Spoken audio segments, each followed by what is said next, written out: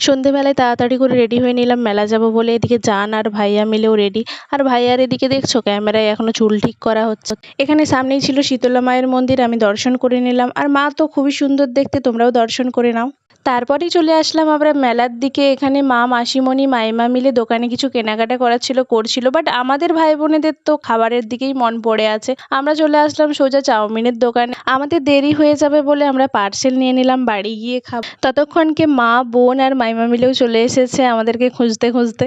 তারপর আমরা সবাই মিলে ফুচকা খেতে লেগে পড়লাম। আর ফুচকাটার টেস্টটা তো জাস্ট ওয়াও। আর মেলার গরম গরম জিলিপি তো সবার খুব পছন্দের। এদিকে জিলিপিও খাওয়া হয়ে গেল। এনার আবার মেলার ঘুগনি হেভি টেস্ট লাগে। এদিকে মাকে বললাম আইসক্রিমটা খেতে, সে তো খায়নি, বলছে নাকি আমি ভিডিও করার জন্য আইসক্রিমটা দিচ্ছি তাকে।